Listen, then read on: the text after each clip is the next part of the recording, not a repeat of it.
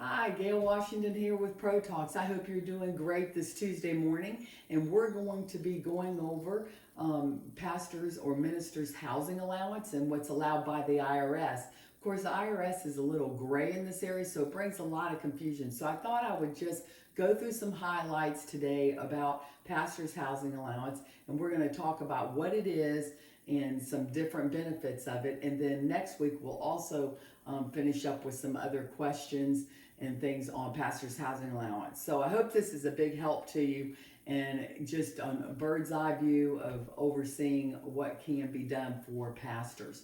And so, first of all, we have to define it. What is ministers' housing allowance? Well, it is a great a very important tax benefit to ministers. And so the IRS Code 107 has allocated that ministers can be given a housing allowance, which is excluded from federal withholding tax.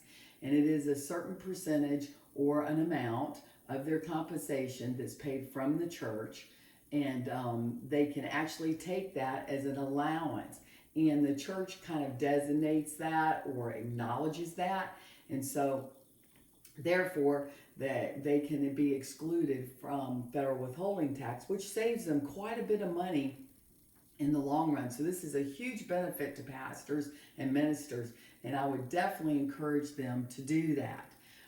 Housing allowance, for instance, let me give you a little bit of an example of how that would play out. If your pastor makes $30,000 a year, you could designate housing allowance for $12,000 of that. And what housing allowance is actually expenses for his housing. And so ministerial allowance, housing allowance, is just for that. It's for excluding federal withholding tax, and that is from the IRS. So, but that's what it is. And then I thought another question that a lot of people have is who qualifies? Who qualifies for ministerial housing allowance? And so there are basically ordained ministers is the safest way to say that they actually qualify. They should be ordained ministers that are active in the church. The IRS code says ministers of the gospel. Now, I know all of us are given the gospel in our churches and things, but this is actually the pastor or minister. And so someone that may be a lead pastor or maybe a also assistant pastor or things like that that are actually engaged in ministering to people directly. And so it's a little bit shaky on this. Now some people say, well, I'm an ordained minister, but I'm the treasurer. Well, that doesn't qualify because it needs to be an ordained minister that is doing the ministry of the gospel and preaching to people, doing things in the church, helping hold services, all of those kind of things that qualify for housing allowance. Some people back, especially in the past years, were ordained, and they were ordained because it helped them on a tax break. You are not qualified for that. That's not the qualification. So be really careful on that, and we can help you with that. But that's one of the really popular questions is that person engaging? For instance, if you are a professor or a teacher in a school and it is not a ministry of the church itself, it would not qualify you to be a professor. So you have to be actively ministering. So it gets a little bit sticky on that, but basically you always want to do somebody that's ordained. It does say in the IRS code that you can do someone that is licensed and not ordained, but most of the time when those people are audited or anything like that, the IRS disallows that. So I always say be safe, make sure that you have somebody that is ordained in order to take that housing allowance, and that they are practicing and giving the gospel through church ministry, preaching, those kind of things, and that's their number one job. Not just a sidekick or just teaching a Sunday school class and that's it. So remember those things because that's very, very important. And we can help you with that and give you a checklist from the IRS on different things if you need that help as well. So, but I wanted to go on to this next question that I came up with was basically, what is the church's responsibility concerning the housing allowance? This is a big question that I get from a lot of bookkeepers, a lot of people that are treasurers. What's the church's responsibility? Well, the church's responsibility is they actually designate or they acknowledge what housing allowance will be granted to the pastor. That doesn't mean that they turn around and decide everything. The pastor's housing allowance is actually determined by his expenses of his housing. And so therefore you want to make sure that you're working with your pastor to know what his expenses are. I always say there's quite a few things that they can take advantage of, but good records need to be kept. So basically, the church's responsibility is to bring it into their minutes, or they can document it in his employee file of what his housing allowance will be for that year. For instance, when in October, November, December, when you're thinking about budgets, you're thinking about future things, you also need to be thinking about what will be allocated for pastor's housing allowance that year. And so therefore it needs to be number one, predetermined, not after the fact. That's a very, very clear violation of housing allowance. You cannot do it after the fact. You have to it has to be premeditated or predetermined. And so housing allowance needs to be documented. Like I said, you can bring it before the church, or some cases would be much better is allocating it in a document. We have a couple of different things. We have a document that's it's called an action plan or an allowance, and what we do is they actually document what the pastor's salary is going to be for the year coming up, and also what his housing is going to be, and the treasurer can sign that, and that is documentation enough for the IRS. And so but anyway, make sure you're doing that. Make sure as a church you're doing that, because that's your responsibility. So, and when you get ready to pay the pastor, you need to, as the church or your payroll processor or whoever it may be, it needs to be a separate line item. So if he makes a salary of $30,000 and his housing allowance is 15, he gets paid X amount of dollars in salary and X amount of dollars in housing.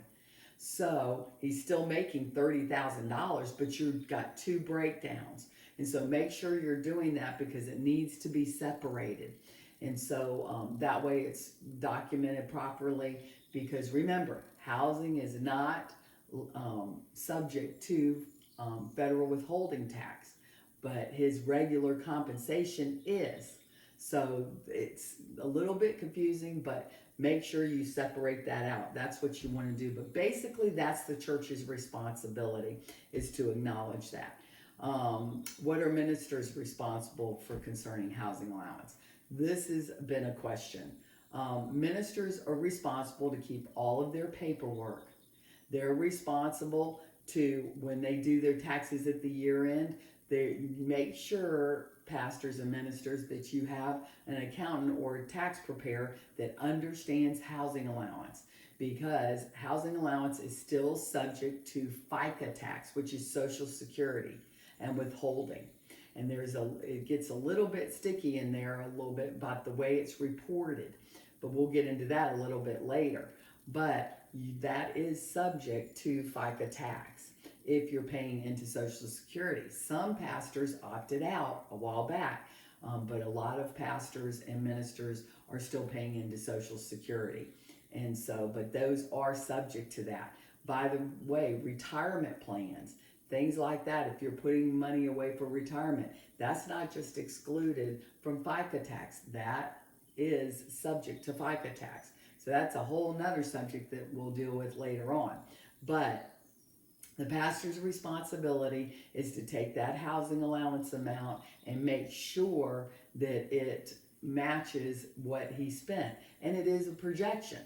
So he may fall a little bit short. If he has $15,000 in housing allowance that year, and he spent 14,500. 500 of that is subject to withholding tax. If he goes over his housing allowance with it, then he's safe. He can take that whole and make the adjustment that way. So just some little tidbits without getting into too much detail, but I just want to know the bottom line is pastors need to keep good records because they are personally audited for their housing expenses. So the church will not be held liable. It will be the pastor individually. So be careful with that and make sure that they are documenting proper documentation that will back up what their housing is. That simple. One of the other questions that we have is what housing expenses are eligible to be excluded from federal, from the income, from federal withholding tax and the housing allowance. Well, there's all different kinds of things. There's mortgages. I mean, we could go on. I've written down just a few of them here that eligible expenses include mortgage payments, principal and interest, rental payments, real estate taxes, property insurance, utilities such as gas, electricity, water, sewer, garbage pickup, local telephone services, appliances, furniture, purchases on rental cost and repairs, remodeling expenses, homeowners due, pest control. I mean, so it covers quite a bit of expenses for living expense. And we can get into that because housing allowance is eligible for ministers that not only maybe stay in a parsonage at a church, they can get a housing allowance for that, which is like an in-kind gift, and they also, if they own their own home or if they rent a home. So remember, those three things are eligible. So for pastor's housing allowance, what things are not eligible? These are just some of the real quick highlights. Here we go. Cleaning services, food and domestic help are not eligible to be excluded.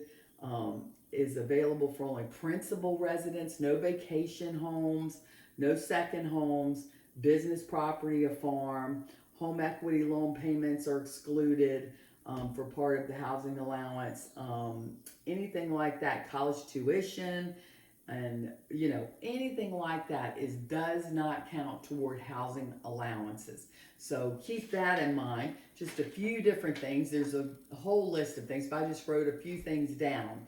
So, but I just wanted to bring out these few things that are for pastors and ministerial housing allowance. And one of the things that we will definitely talk about is how to report that on a W-2 properly and how you report FICA properly. And those are some things that we'll take care of next week. I'm going to go over those because I know this is a lot of information, but the bottom line is this. Who's eligible? Ordained ministers and people that are actually ministering the gospel and being paid to do that and running churches, preaching, those kind of things, that's their main job. Those are the people overall, bird's eye view, that are really eligible for housing allowance. And what is it? It's of course separated. It is separated from their salary, predetermined from the church. And it's not so much that the church delegates that, but it designates, it says, hey, we're going to pay this much and the pastor's housing expenses is this. And you'll need to get with your pastor and ask him what are his expenses. A lot of times I suggest on those, do fixed expenses like mortgage or phone or whatever it is, and it's the same thing every month, and you always have documentation as a minister to cover your bases with the IRS because you are personally liable.